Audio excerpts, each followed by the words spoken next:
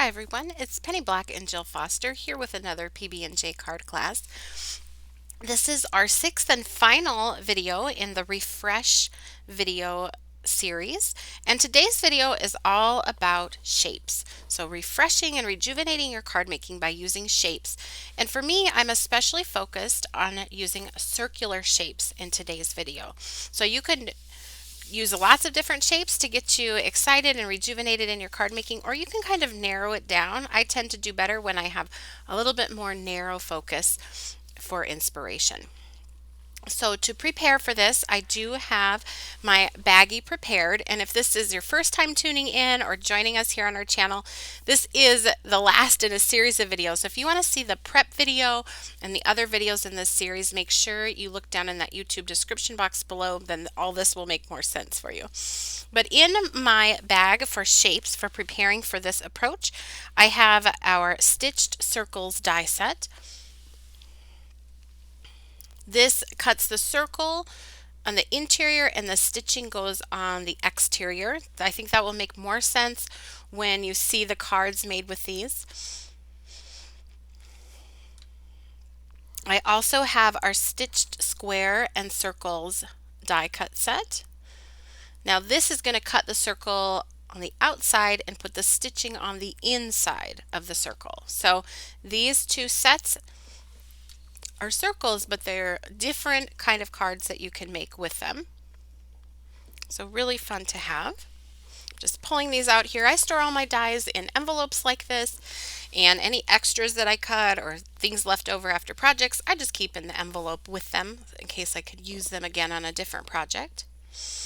And then the last shaped die that I'm going to add in my bag is this new one. This one is called Ripple, and I love this die set, and you're going to see it on lots and lots of cards today in this video. So really fun one to have in your stash. So when you make your bag, you could go through your stash and add any sort of circular or shaped dies that you want in there, or if you've purchased some new ones, they might find their home in this bag, and then they're sure to get used.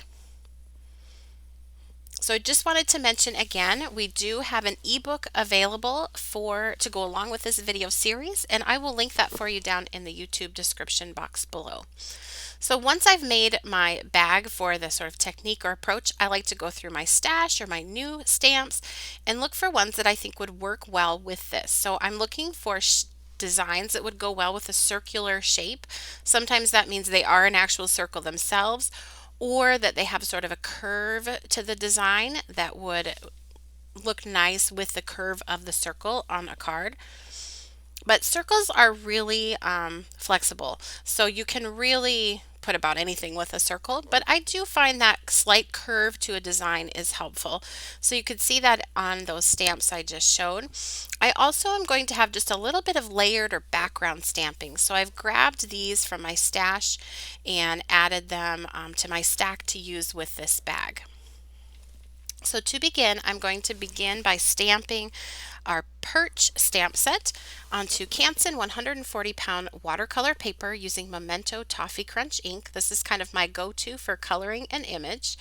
I'm going to take a PITT artist pen, just outline a little bit here on the center of this flower. It's just a fine tipped waterproof pen, and I like that for some details or the stamen on flowers. And then I'm going to paint this in using my Distress Ink Reinkers used as watercolors. Now you certainly could color your image in with whatever you like, whether that's markers or colored pencils. The design of using shapes can work with whatever way that you like to color things in. So I'm going to begin by picking up the color off my palette and adding it where I want it to be darkest, so it's most concentrated when it goes right from the palette onto my image. Then I will rinse off my brush, pat it dry on a paper towel, and then go back and blend that color. Now, if you'd like a more detailed video on my painting approach, I will link one for you down in the YouTube description box below, and it will go into a lot slower and a lot more detail about how I like to paint, what's my current favorite way of approaching coloring in my images. I also wanted to mention that every card, finished card that you will see in this video, we do have a blog post that will show each card individually, and then underneath that card will list the Petty Black supplies used on it. So if you see a card shown in the video and you're wondering, oh, I wonder what stamp was used on that, or what sentiment or die, any of that, go to that blog post and it'll all be listed there for you, really easy to find. So I wanted the center here to be a bit darker. And all of the colors I'm using are listed down in that YouTube description box below as well. So lots of good things in there. Make sure you check it out.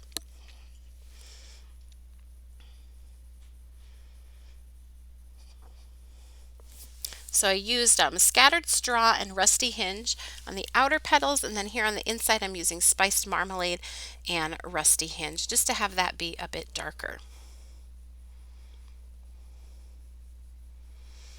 So since this is the last in this refresh video series, I would love to know which one of these sort of approaches or techniques did you find the most inspiring, or the one that made you kind of get the most rejuvenated with your card making, one that you wanted to perhaps try out. We had layered stamping in the first video, embossed texture in the second, utilizing a border or a narrow design as your focal point in the third, adding shimmer in the fourth video, having a focus on sentiments in the fifth video, and then in this video, which is the shapes and the circular designs.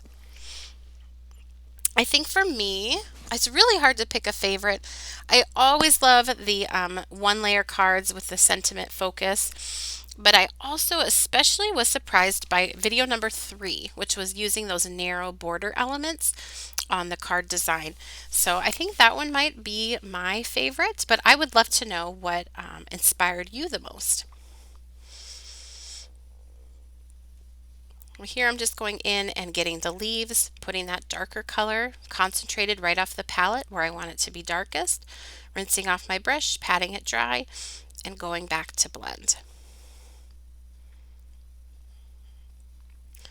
Now for these little flowers, don't worry about shading each one of those in. I like to just pick a couple shades of blue, so I'm using Broken China and Faded Jeans, and just kind of randomly coloring them in. And by using a couple colors of blue, that will give it a complete and interesting look without having to do any shading at all on those little flowers, just by painting them in.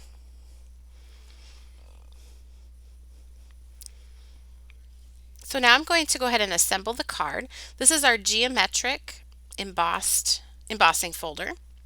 So just adding some white on white texture, and I trim that down in a diagonal design, and a diagonal is really fun to mix with the circular design. So I'm just going to put that onto my card front, and then I will put a small skinny piece of paper to sort of cover that seam. This is a great starting part for any card design, but also if you want to add a circular element on the top center of your card. I'll trim off the excess here, flip it over on the back just to see it easier.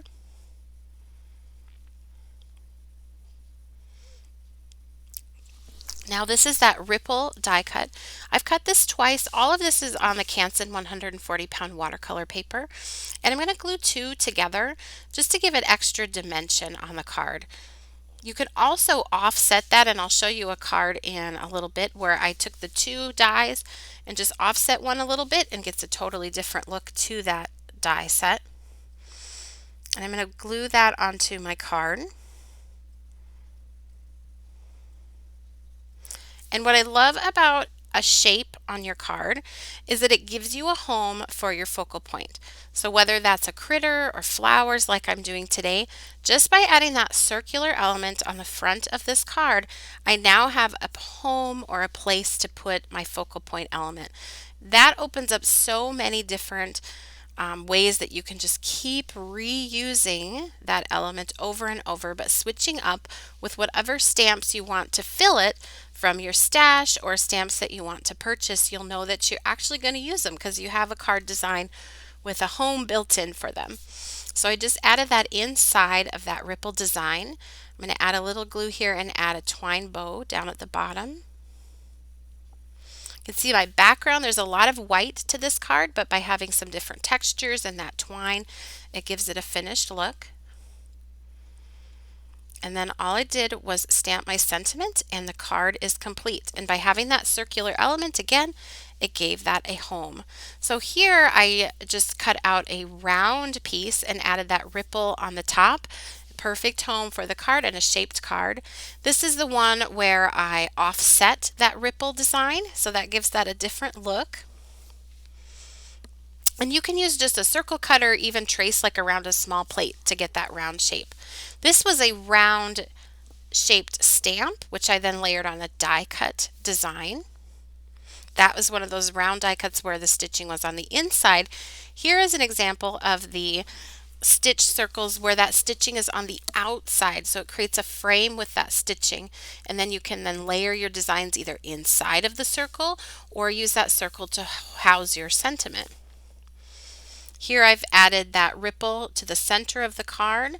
It gave a home for the flowers and just did a little inking and stamping along the outside. So lots of different ways that you can use shapes for your cards to create a focal point, like on this card, or to use the actual shape for your card design. Make a circle, make a round card. That's really fun to do if you just need something to sort of refresh things and keep yourself inspired in your craft space. I thank you so much for joining me in this video series. I thank you for your support and your kind words. They mean so much to me. Thank you for all of your comments, and I wish you lots and lots of refreshing and happy stamping.